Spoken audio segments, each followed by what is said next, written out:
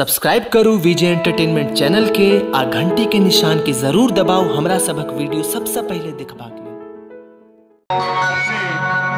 समस्त मिथिलांचल के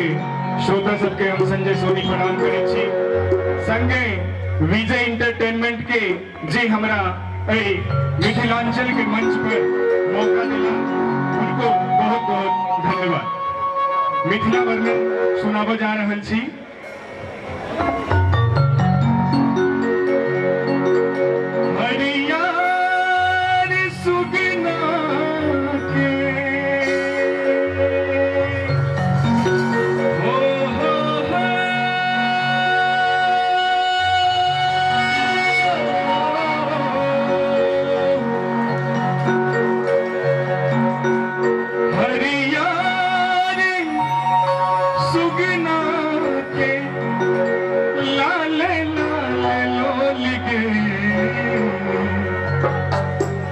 लगे नीक हमरा कोयलिया के बोल गे, लगे नीक हमरा कोयलिया के बोल गे, लगे नीक हमरा हरियार सुगना के हो, हरियार सुगना के लाले लाले लोल गे, लगे नीक हमरा कोयलिया के बोल गे, लगे नीक हमरा कोयलिया के बोल गे, लगे नीक हमरा।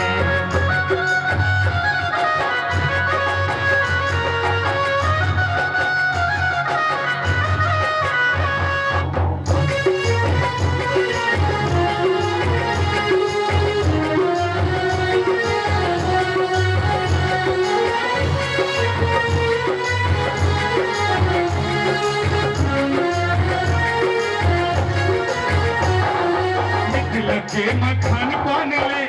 आतुर देव गण, मिथिला के मखान पान ले आतुर देव गण, एला ए तोवर बनी राम या लक्ष्मण, एला ए तोवर बनी राम या लक्ष्मण, घुट करित परवा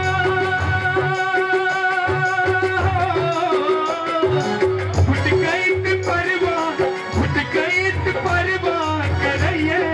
घोल गे, लगे नीक हमरा कोयलिया के बोल गे, लगे नीक हमरा कोयलिया के बोल गे, लगे नीक हमरा।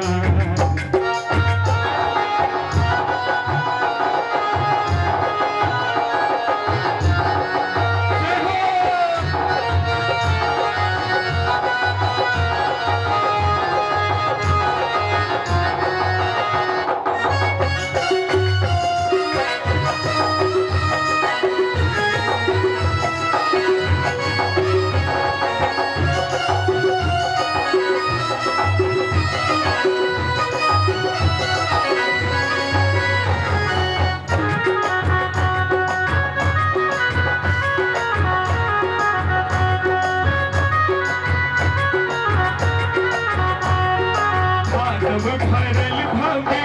खेत मन भावन, भादव भरल भवे खेत मन भावन, भक्त भेटल सब घसैत जानन, भक्त भेटल सब घसैत जानन, सदिखन कमला सदिखन कमला सदिखन कमला करैया घोल गे, लगे नीक हमरा कोयलिया के बोल गे, लगे नीक हमरा कोयलिया के बोल गे, लगे नीक हमरा।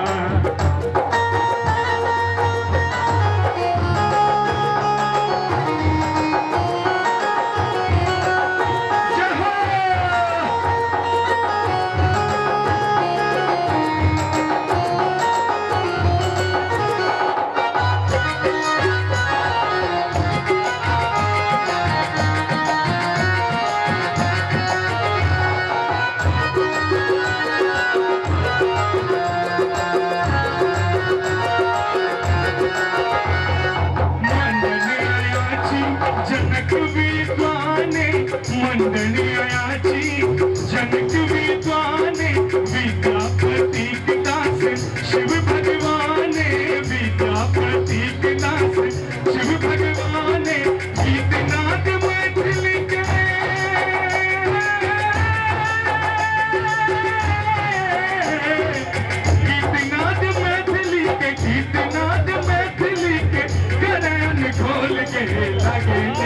हमरा कोयलिया के बोल के लगे नीक हमरा कोयलिया के बोल के लगे नीक हमरा हरियार सुखना के लाल लाल लोल के लगे नीक हमरा कोयलिया के बोल के लगे नीक हमरा कोयलिया के बोल के लगे नीक हमरा कोयलिया के बोल के लगे नीक हमरा कोयलिया के बोल के लगे नीक हमरा